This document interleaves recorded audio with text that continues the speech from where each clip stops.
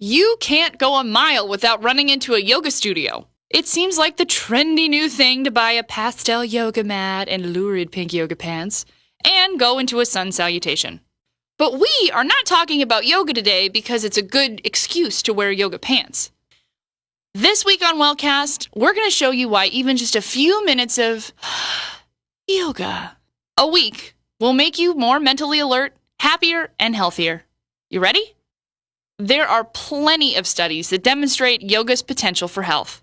For example, Oxford University found that people who practice yoga even once a week were less stressed out, had lower blood pressure, and slept better at night.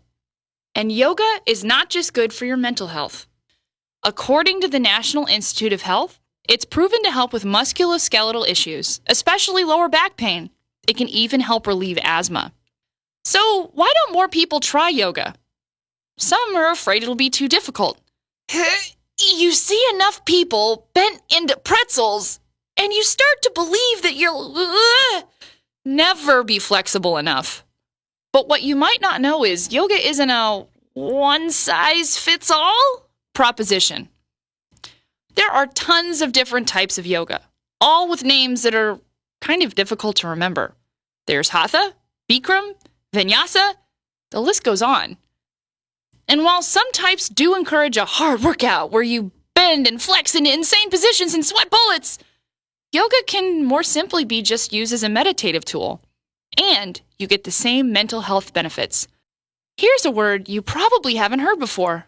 Pranayama. It means focus on deep breathing and gentle stretching. It's also what people in that Oxford University study tested and found to be so intricately connected to happiness.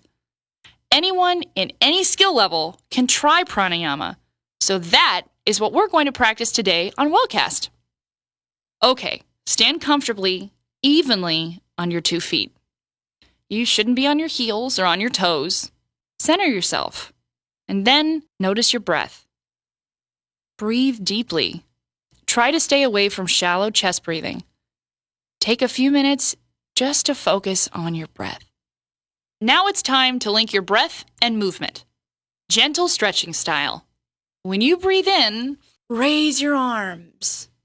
And when you breathe out, lower your arms. Simple as that. Keep your shoulders down and relax your hands. If you want, you can spend 20 minutes doing this. The simple stuff is good stuff. Or you can look up something a little bit more involved. Try Googling sun salutation or beginner's yoga sequence. Spend a little time taking stock of how you feel. What do you think of yoga now that you've tried it for the first time? Okay, pause and print this Wellcast worksheet to answer the following questions. 1. How did you feel before your yoga practice? What worries were you focusing on that day? 2. How did you feel during the exercise? What about after? 3. How does your breathing feel now? Do you notice a difference in your posture? Or what about any changes in your mood? Try doing at least a 10-minute yoga practice every day for a week. See how you feel at the end of the week. Hey, Wellcasters, let's recap. Today we learned about yoga, which we found out was good for the mind, body, and soul. The word we learned today was pranayama, which means focus on deep and gentle stretching.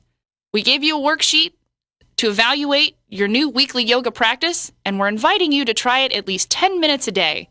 We'd love to hear how you feel.